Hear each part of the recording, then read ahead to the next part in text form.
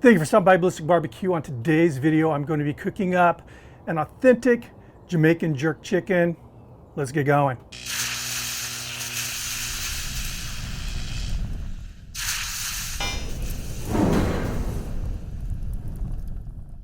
This video is another installment for ExMark's Backyard Life series. Now, ExMark is a company that manufactures some really nice high-end lawn mowers, the type you ride around on. Last year, they came up with this campaign, Backyard Life series, which essentially caters to the outdoor enthusiast, whether you're into hunting, fishing, do-it-yourself projects in your backyard, or outdoor cooking, which is what I'm part of. There is something there for you. I'll have a link down below to check it out, and it's an honor for me to be involved in this program one more time. I participated last year and it was a blast. So let's get going with the cook. We're going to start out with the jerk base for this dish, and I want to give a little credit to Chef Dwight Morris. He's an executive chef in Jamaica who developed this recipe, and I found it a few years ago and it's my go-to. I've used it on chicken, pork ribs, pork belly, and it's a hit, believe me. Start off with some brown sugar, and the recipe will be linked below. Some dried ground thyme, ground allspice, cinnamon, and nutmeg, fresh garlic and freshly minced ginger. Now, if you have access to Scotch bonnet peppers, that's what they use in Jamaica. Here in the States, the closest thing you're going to get is a habanero pepper. These are very hot.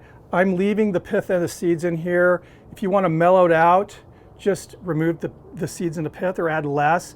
Or if you want to pump it up, add another pepper. But believe me, these have some kick. Some chopped green onion. A little salt to taste. A little fresh ground pepper to taste. Now, normally I'd use a food processor, but I actually made a batch of this jerk base last night because I like to marinate the chicken overnight in this, and so I wanted to get the chicken marinated. So I used the shake adapter for, milkshakes, whatever, on my blender for this, just wanting to save the hassle of having to clean up a food processor. This worked really, really well. You can use a food processor, you can use a blender, or you can do this and make a nice spicy shake, but this worked really, really good. All right.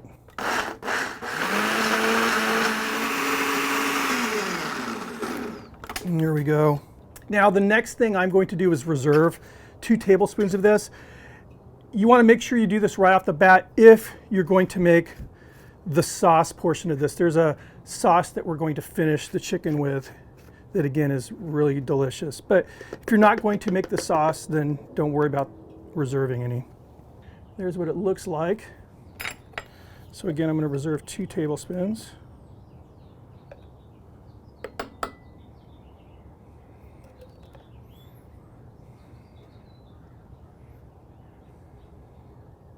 Now we'll set this aside, and I'm going to show you how to prep the chicken. So here's the chicken we're going to be using, and this weighs in at like 3.89 pounds, so it's a little under 4 pounds. And what I'm going to do for this cook is cut it in half. I'm going to show you a really easy way. So what we're going to be doing first is what's called spatchcocking, which is basically butterflying a chicken. And you can use a nice pair of poultry shears, or if you want to save some money and have actually a better tool, go to your garden department of your local hardware store. These do a much better job, and they're a lot less expensive. So the first thing I'm going to do is remove the spine, which is obviously right here.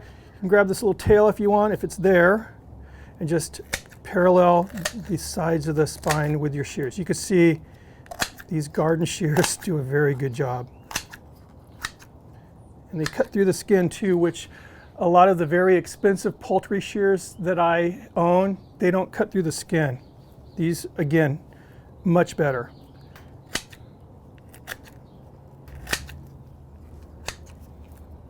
So remove that spine. If you want to save it to make stock, go for it. So now we're going to open it up. Now, this is where a lot of people will flip the bird this way and press down on it and just kind of break things to get it to lay down flat. What I like to do is first make an incision right there. You can see some cartilage. We're going to cut through that. That's right where that wishbone is. Just cut right through. So you can see it's cut, then push it open. You could just leave it that way if you want, but what I like to do is take my thumb and I'll just push it on the side underneath that keel bone, which is, the breastbone of the chicken. Then do the same on the other side. Sometimes the keel bone will separate from that cartilage, no big deal. Remove that keel bone, just pulls right on out. And then I'm going to work out the cartilage as well. Now you can see it lays down flat on its own, and it lays down very, very flat. If you're going to just cook a spatchcock chicken, this is what we do. But we're going to cut this in half. Now there's nothing at all to interfere with my knife, so just like cutting, I don't know, cutting bread, I guess.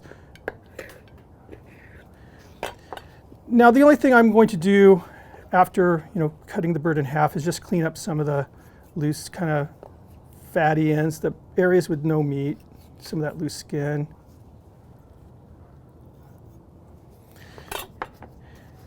And there's this stuff, I don't even know what you call it, but you don't want to eat it. I don't want to eat it. I'm sure it's fine to eat, but just clean that out. And there we go. So let me clean up this work surface a little bit, and then we're going to go ahead and rub on the marinade and bag this. Okay, so what I like to do is just get a little going in the cavity part of the bird before I start rubbing the outside.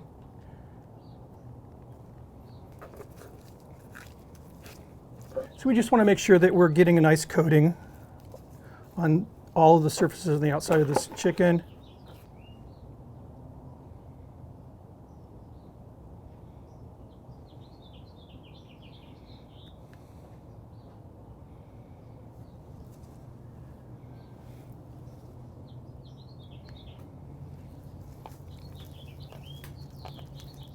This smells really, really good. You can definitely smell, that allspice. You can put it in a plastic container or glass container, whatever. I like to just put it in a plastic bag, a zip top.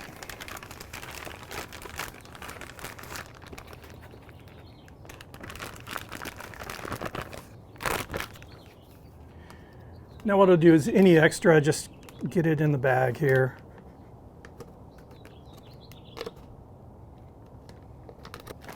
And there we go. This goes in the refrigerator for a minimum of 2 hours, but again, overnight is best. I like to marinate this overnight. Same with the pork ribs. So, like I said, I did this last night. So let's get this chicken on the pit. Then I'm going to show you how to make that sauce, the nice kind of finishing sauce. Now for this cook, I'm using a charcoal kettle grill, most common grill in the United States, maybe even in the world, I don't know, but definitely very common here in the US. You can use whatever grill you want. It's all about temperatures, this cook, and we're going to be cooking indirect heat, and I'm running this cooker at around 300 degrees Fahrenheit. So I have the lid damper open about halfway, and that bottom damper is open about 3/4 of the way. Now I'm using lump charcoal. I have it all on this side. There is 0 charcoal over here. This is where the bird's going. I'm going to place the chicken to where the breast is towards the back part of the kettle here. Now in Jamaica, the wood that they use when they cook outdoors is what they call pimento wood. And what pimento wood is, it's allspice. So here in the States, we call the tree allspice tree, and it grows allspice berries, which is a very common spice. In fact, I used it in this recipe here. And you can buy pimento wood online, but it's not too cheap. So what I like to do to kind of give that pimento flavor is I use whole dried pimento berries. And you have two options, saving you some money here. You can buy it in the glass jar from one of the big brands for, I don't know, probably about $7 a jar. Or you can buy a bag like this in the Hispanic aisle of your market, 99 cents. And there's a bunch in here. So I'll just take a nice half of a handful and I'll just sprinkle it right through. They'll fall right through the grates, which is another bonus. Lid on. Now it's very important that the vent is over the meat whenever you're cooking indirect on a charcoal grill like this. So make sure the vent is over the meat. Now most of the kettle brands out there, the charcoal kettle brands, the thermometer is opposite of the vent on the dome, on the lid. So if that's the case, if that's what you're using, just make sure you're using a remote thermometer so you can monitor the temperature of your cook. You want to monitor the pit temperature on the side where the meat is, so on the side opposite of your charcoal. And again, I'm using lump charcoal on this, and then I added some of those dried allspice berries for some nice smoke. So my target temperatures on the chicken is going to be 175 degrees Fahrenheit in the thigh and 165 in the breast. What we're going to do now is make that finishing sauce. Okay, so for the sauce, I have this pan on low heat right now. Some pineapple juice, some ketchup, that reserved jerk sauce,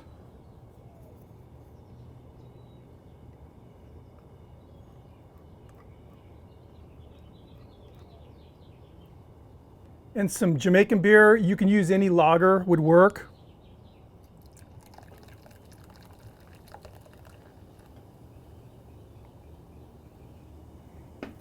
Again, recipes down below. I'm going to mix this up really well. Now what I'm going to do is just allow this to simmer for about 30 minutes or so. And if it starts looking a little too thick, add a little bit more of the liquid. If you want it thicker, just simmer it a little longer. We are an hour and 10 minutes in. We are getting really close to being done, but we're not quite done. What I'm going to do is rotate those chickens. As you can see, the back of the chicken is getting some really nice color. I just want to get a little bit more color on the breast. These are looking good, smelling amazing.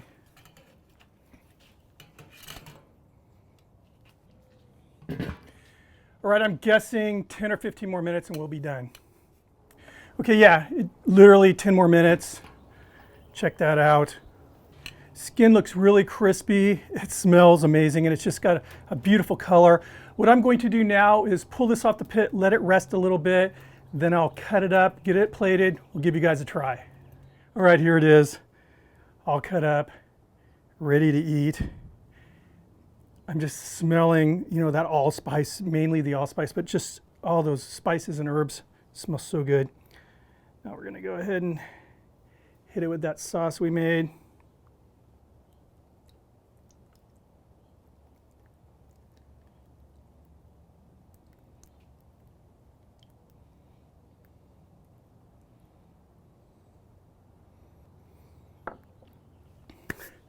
I'm excited. Let me see here. This is a little drumette. Let me get a little bit more sauce on this.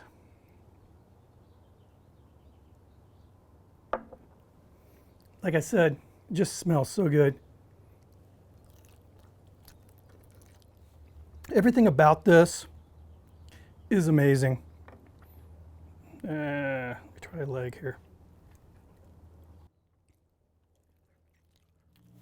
I'm so happy right now, and this cook turned out perfect. I couldn't have asked for a better cook. Let's talk about the flavors. Right off the bat, you're getting smoke, but it's a much different smoke than, you know, we in the United States are used to as far as your hickory, you know, pecan, cherry, the traditional smoking woods. It's a very distinct flavor. It's light and definitely kind of a savory smoke, if that makes any sense, but it's really good. The marinade we use, that jerk base paste, right off the bat you're getting just a hint of sweet from that brown sugar. Then after that you're just getting bombarded with all these just wonderful, spice flavors, the allspice, the nutmeg, cinnamon. It's really, really good. The heat, let's talk about heat. It's there, but it's very, very light.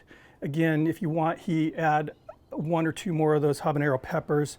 But this for me is perfect. As far as the sauce, that finishing sauce, again, it just enhances everything. It's so good. Yeah, I'm happy. I'm happy. Anyway, guys, thanks for stopping by. Remember, I'll have a link down below if you want to check out ExMark Backyard Life site. It's awesome. If you're here, you're into the outdoor lifestyle, so check it out. If you're not subscribed, please make sure you take just a moment and hit that red subscribe button. Make sure you're ringing the bell. Thumb it up if you liked the video. I hope you did. I'll see you on the next video. Cheers.